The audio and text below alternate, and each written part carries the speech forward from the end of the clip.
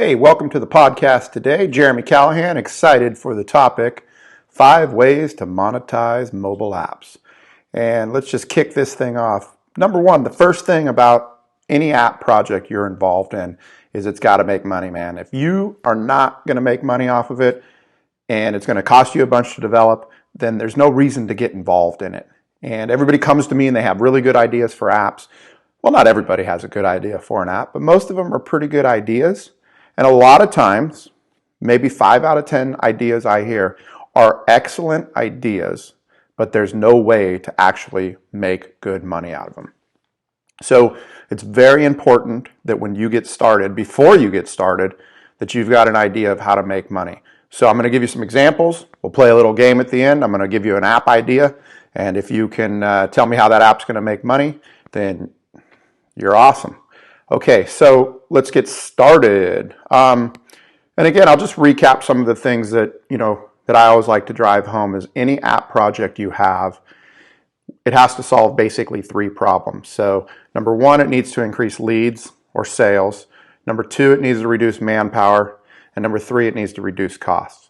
So there's a lot of people out there that have ideas for, like, let's just take one of the best ideas everybody knows, which is Instagram.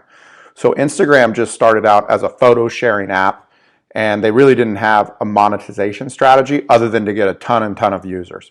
So the apps I'm talking about are a little different. I want you to think about your business or the business you're in and how apps can actually increase leads and sales, reduce costs, and reduce manpower. So with that in mind, let's talk about 5 solid ways to monetize an app.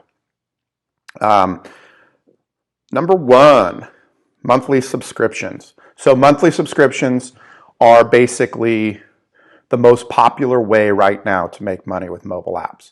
And really with websites as well. You see a lot of box of the month clubs and things like that. Like, what's the box my daughter gets? It's pink. Every time they send it to her, it says, the goddess Erica Callahan, or the amazing Erica Callahan. It is Birchbox. Right? So Birchbox started out as they were basically just taking like small samples of given products and they put them into the box and they mail it out to you. It's $10 a month. And started as a website. You basically just sign up and every month you get a box.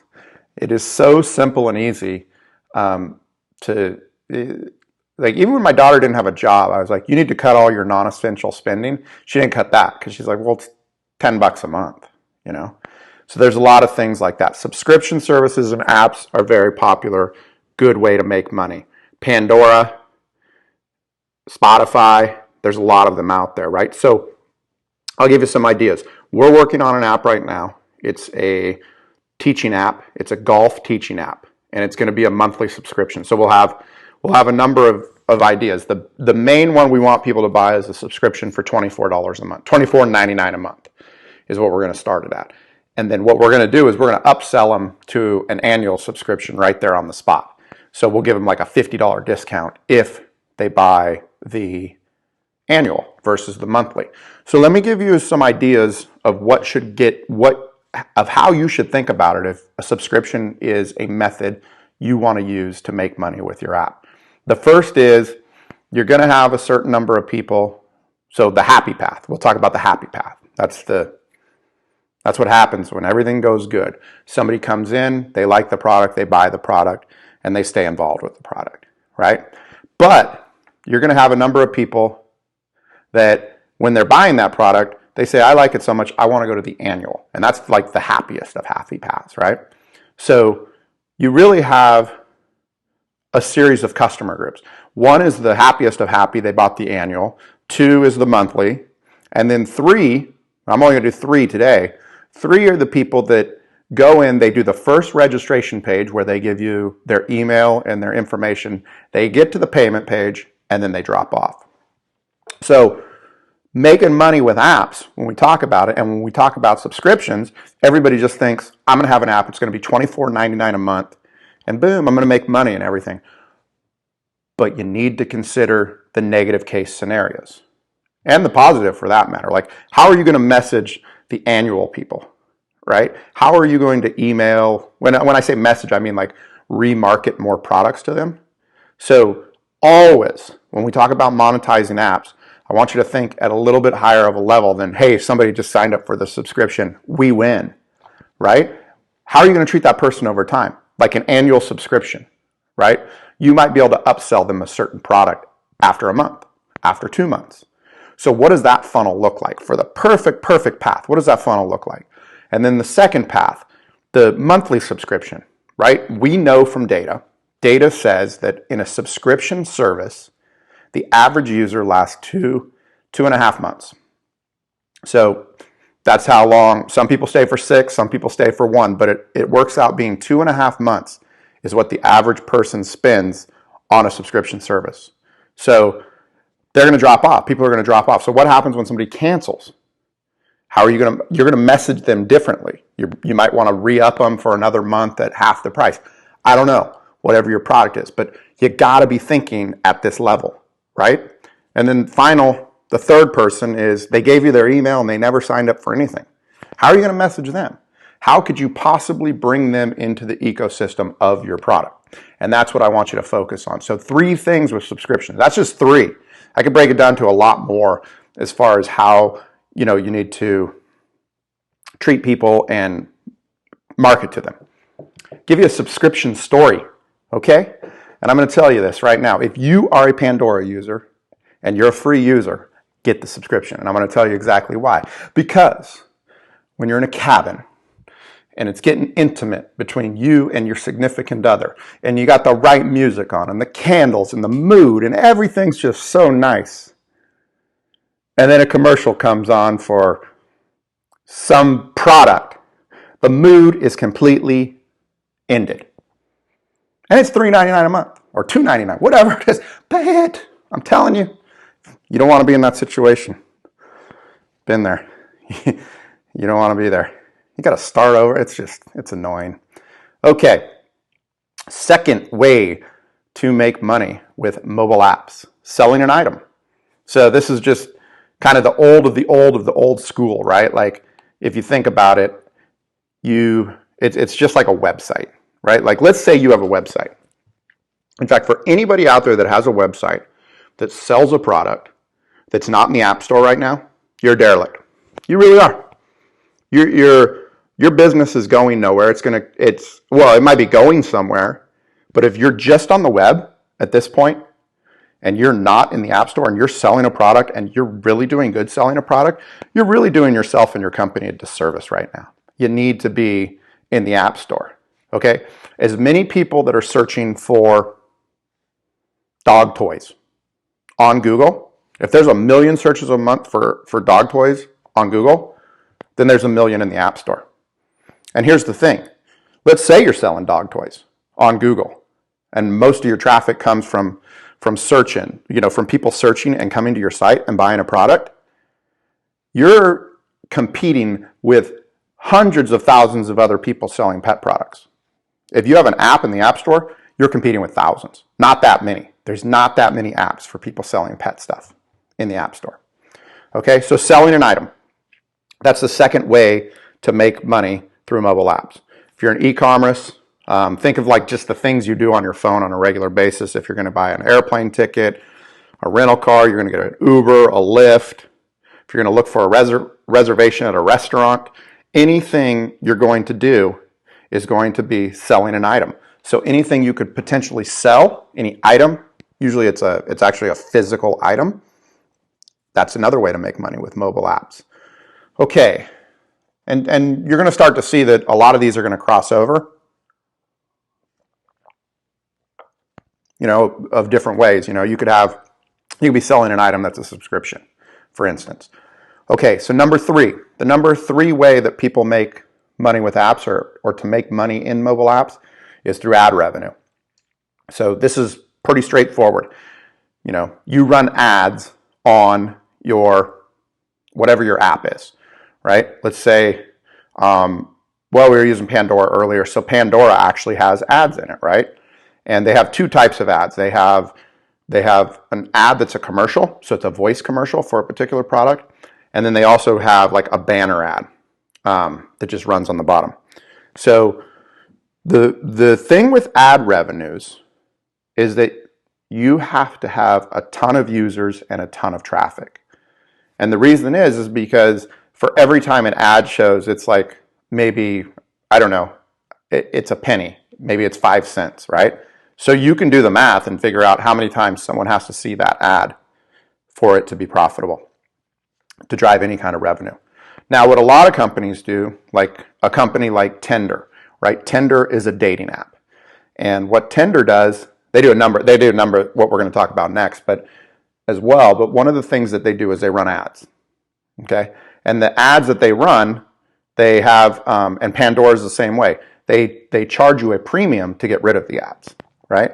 So they say, hey, here's the ads. If you don't want the ads, then you need to pay $2.99 a month, and we'll get rid of the ads. So that's what you need to keep in mind. Now with Tinder, what they do is their play to make money in their app is not through ads. It's a little bit through purchases now, but their play to make money was always, we want as many people using this app as possible. And then at some point, someone's going to buy us, right? Because we're going to have so many people, such an ecosystem of people on this app that a third party's going to come in and buy us. That's what a lot of the dating apps do. But for ad revenues, it's a tough way to go unless you have a ton of users and a ton of content. Okay. The fourth way to make money with an app, and one of the more effective ones that you will see is in-app purchases. So when we talk about in-app purchases, I'll throw another word at you real quick. It's called freemium, right? We give you a free version of an app, and then we kind of get you hooked a little bit, and then we upsell you something. So we say like Tinder, another good example. They would have a thing. In the early days, you could look through as many people as you wanted on Tinder. Well, as time came along, what they did is they throttled you. So they'd only allow you to look at 100 profiles a day. And if you paid, I don't know what it is, but maybe it's $20 a month, then you could see an unlimited amount of people a day. And they gave you other features as well. You could search in other like cities, like you could search in Chicago, New York, wherever. And you could be in San Francisco. But back in the day, you could only search in your one city. So they made an in-app purchase. So again, the freemium model, we give you a free version of the product, and then we kind of hook you a little bit, and then we upsell you with other products. So the number one person that's using this model, in-app purchases, is Clash of Clans. Clash of Clans is a game. It's the number one grossing app of all time in the App Store. Most money ever made on an app is Clash of Clans, still to this day. And what do? They give the kids, well, it's mainly kids playing it, people that are playing the game, if they want to get to another level, they can just buy their way up. If they want more lives, they can buy more lives, right? And so they're basically, I mean, I think it's effed up myself. I think it's teaching kids to gamble. I think if you're playing a game, you need to earn your way into the next level. You shouldn't be able to buy your way into the next level. That's stupid. Not a fan. And I know some parents who've had to dispute charges with their credit card company because when your kid signs up for Clash of Clans, this happened to my girlfriend, you have to use your credit card on iTunes to get that app. So kid signs, I want to play Clash of Clans. Dad, I want to play Clash of Clans. And you want to shut the kid up. So you say, yeah, sure, get Clash of Clans. And they go, we need a credit card. Well, what do you need a credit card for? I don't know. I don't know what you need a credit card for. You put it in. Actually, you don't even need to put the credit card in. The credit card is actually attached to your iTunes account. So now my kid's playing Clash of Clans with my credit card. And if my kid is the kind of kid that's not going to ask, hey, Dad, can I, spend some money on the game? They just start doing it, or they don't realize they're doing it because they're kids. And the next thing you know, you got a $750 charge on your credit card. It happens. So that's one of the ways to do it. That's probably not as ethical or a good example of it, but literally that's what's happening in this world. So anything that you can give a free service and then upsell somebody. So it'd be the same as kind of like a trial period. We're going to give you a 7-day trial, and then at that point we're going to start charging you. So in-app purchases, pretty much a good way to go. You'll see a lot of apps that you'll get that are free, and then you get inside of them and they don't really do much until you actually purchase something. It's kind of annoying as a consumer to get an app and be like, oh, this is so cool. Oh, it doesn't do that. Oh, I got to pay for that. But, if it's a premium, if it's a good product and somebody's willing to pay for it, it's great. And as a developer or as a person creating an app and coming up with a business idea, again, you got to figure out a way to monetize your app. So in-app purchases are one of the big ones. The fifth way to make money with mobile apps is selling user data. So I'll cycle back to Tinder again.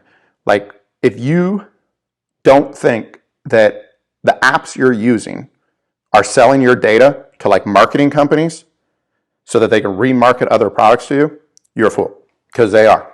So this one's kind of like ad revenue though. You need a lot of users and you need a lot of data. And it's a tough strategy actually, because I'll give you a personal story. I have a mobile app, it's called Shoe Swipe, right? And speaking of Tinder, it's exactly like Tinder.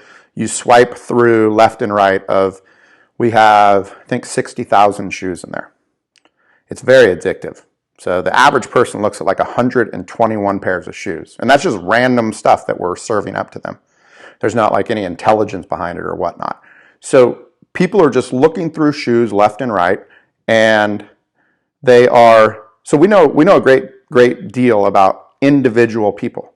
So I could say like Monica from San Francisco looked at 300 pairs of shoes, and of the 300 pairs of shoes, she liked 22% of them, and of those 22%, there's 4 major brands that she likes. She likes Aldo, Jeffrey Campbell. I don't know a lot about shoes.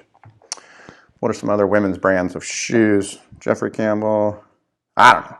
Anyway, whatever. But she's looking at shoes, and so I know that's what Monica likes. I know the same thing about Cynthia. I know the same thing about Ronald, right? I know of all this 70,000 people that have installed and used that app, like exactly what they want, exactly what they like. Now, I could turn around and sell all that data back to Zappos or other shoe companies, so they could actually say like, oh, we have a list of 70,000 people, and here's the top 4 brands they like. Here's the actual shoes that they like. So now when they do emails to those people, instead of sending an email out to 70,000 women that are between the ages of 18 and 30, they can now send out 70,000 personally tailored emails to those people. Say like, Monica gets Aldo emails with a lot of Aldo shoes on them. Sylvia gets a bunch with Jeffrey Campbell in them, right? So you can start to see how they can segment and market and remarket better. Now, selling the data is the way to make money. Now, I'm not selling that data right now. If anybody wants that data and wants to buy it, get in contact with me. JeremyCallahan.com. Phone number is on the site. But yeah, I could resell that data. Now, I actually have to go out and find, if I wanted to do this, if I wanted to resell that data, I actually have to go out and find the companies, identify the company, and then I'd have to identify whoever at the company. I guess it would be someone in business development that would perhaps want to buy that data. I'd say if you're going to sell user data as a strategy to make money for your app, like the only strategy to make money for your app, you need to identify exactly what data you're going to get and start the relationship now and make sure that the person you're selling to actually wants that kind of data, right? Don't just assume, oh, I'm going to make all this data. It's going to be awesome. Like, I have data, right? I have shoe data on individual people. I don't know if Zappos wants it. Maybe they do. Maybe they don't, right? But I didn't build the app with that in mind. Now, if I were to build that app with that in mind, I'd make sure I was talking to somebody at Zappos prior to it saying, what exactly do you want? Because they might not want anything what I have. They may not, right? Okay, another 6th way to make money with mobile apps. Lead generation. Lead generation for your business. Who doesn't want more leads? Who wants leads? Everybody wants leads, right? Everybody wants potential new business and leads, quality people coming in. So there's a lot of apps out there that are nothing more than lead generation things, Okay? Give you a perfect example. I'll give you two examples. The first one is Safeway, supermarket, right? They're a supermarket. You say, well, how are they getting leads? Well, they created an app that basically allows people to clip coupons, right? It's the same thing they used to have. They have a club card, right? So when you go shopping, you see a club card price. Spaghetti sauce is $3. With the club card, it's $1.99. Well, over time, people stopped wanting to bring cards to the grocery store, and they want to use their phone. Okay, so they linked the club card to the phone. Very good. And then on top of that, what they did is they were able to give coupons, manufacturer coupons that you could actually go through and click in your phone. So this is handy because what it's basically doing is it doesn't really serve Safeway in any other way except for to make you create shopping lists on your app so that when you go to the store, you actually go to that store, right? As far as I know, Trader Joe's doesn't have an app that I can create a shopping list, even though that's where I shop all the time, right? If I were a new customer to Trader Joe's, I might say, or just I didn't know about them, I'd be like, oh, they have an app. Oh, look at that. You can actually shop for stuff on the app. Like Amazon and Whole Foods, they're starting to do a lot of stuff with this now, where you're going to be actually able to basically shop and then show up at this. Well, they already have that. You can actually show up at the store and pick it up, or someone can deliver it to your house. But you can see where this innovation is going, right? Because you're getting people excited about shopping, grocery shopping, which is something everybody does, but you're potentially getting new customers now because you have an app, and the app does something that is unique, right? I'll give you a second example. And this is for anybody out there that is any kind of social influencer. Like if you're on Instagram, Facebook, Snapchat, whatever, and you have hundreds of thousands, millions of users, and you don't have a mobile app, you need to get with it. Seriously.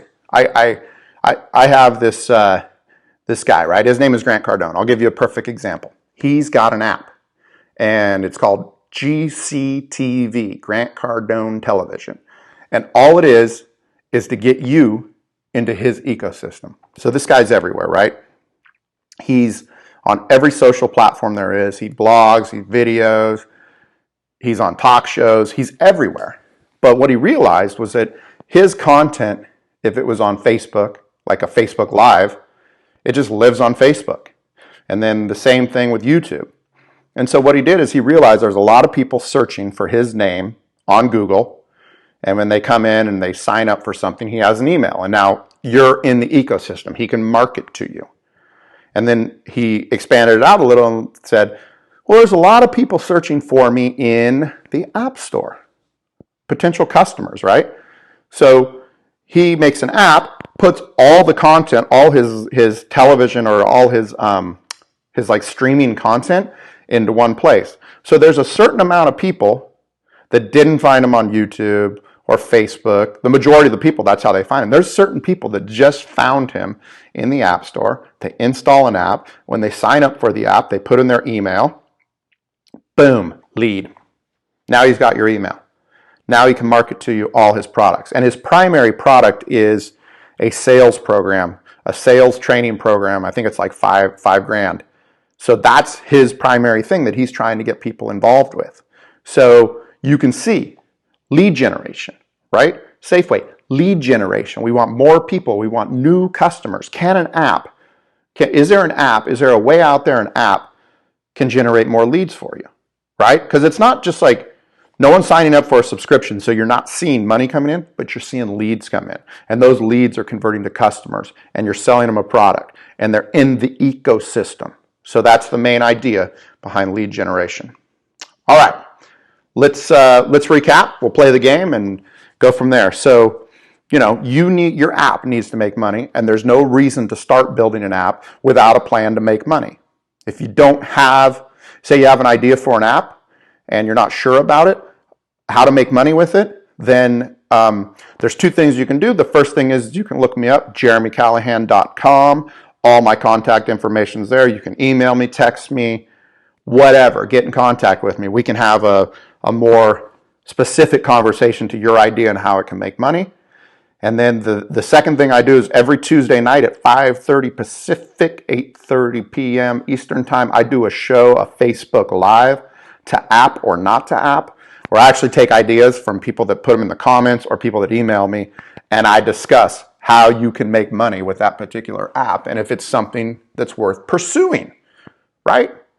So let's talk about the 6 ways. Number 1, monthly subscription. Number 2, sell an item. Number 3, ad revenues. Number 4, in-app purchases. Number 5, sell that user data. And number 6, lead generation. All right. So normally at this part of the show, I like to take an email or something that somebody sent me and read it on the air and respond to it. But today we'll do something a little different. And I'm going to end the show. I'm going to tell you about an app, and then I want you to tell me how it's going to make money. Okay, so the app is called Class Hoppers. It's an app. It's a fitness app. And what it allows you to do is to, say you're in Chicago and you want to work out. It'll basically take your location and it'll show you all the gyms and all the yoga studios and all the Pilates and everything you could possibly think of workout-wise, boot camps. And it'll show you all the classes around you and based by time, 5:30, 6:30, where they start, where they're located, how far they are from you. Okay? Now, you tell me how you can make money with that app, and then I'll tell you how it actually makes money. Let's see what you can do.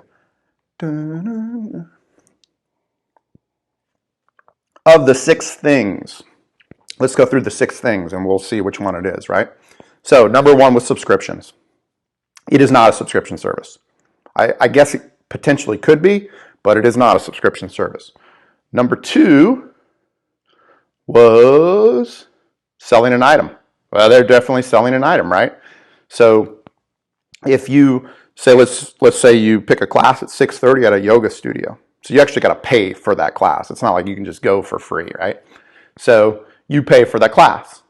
So the class, when you pay for the class, let's say it's $15. You pay $15 to the yoga place, and then on top of that, Class Hoppers takes, I think they charge $1.50 for a booking fee, right? So that's where they're making their money. They're actually making their money selling. It's not really selling an item because there's not really, well, I guess it's a class. It's not like it's a hard item though. It's not like you're purchasing something like I don't know, like whatever this is, right? This pouch. So, but you are purchasing, so you are selling an item. Ad revenues, potentially, but they're not running ads on their network or on their app. It's more just find a class, sign up for a class. In-app purchases, ding, ding, ding, ding, ding, ding, ding. Yes, in-app purchases for sure. You're actually purchasing an item in the app. And then they're not selling user data. Number 5, lead generation. Yeah, although I guess they could sell the user data as well. So like, right, we're selling a class. Actually, we're just lining up a purchase, which is a lead generation for the gym.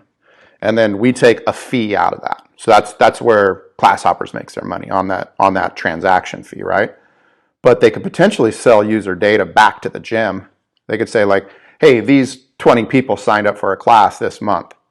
Would you like to remarket to them? We'll sell that list to you for $150 or whatever, however much they can value one email at. So there's that way. I don't know. There's probably a lot of ways you could actually make money from selling the user data back. And then the final one was lead generation. So I think it's a good, that app probably needs a little work in that, the lead generation, the gym is actually getting the lead, but they do have a network of leads now, right? Like let's say for the month, they get 2,000 people signing up for classes. So now they have 2,000 leads. So now they can remarket to them, maybe a separate item. I don't know, just saying headphones. I don't think headphones is a good one, but something like that. Like they could potentially resell an item.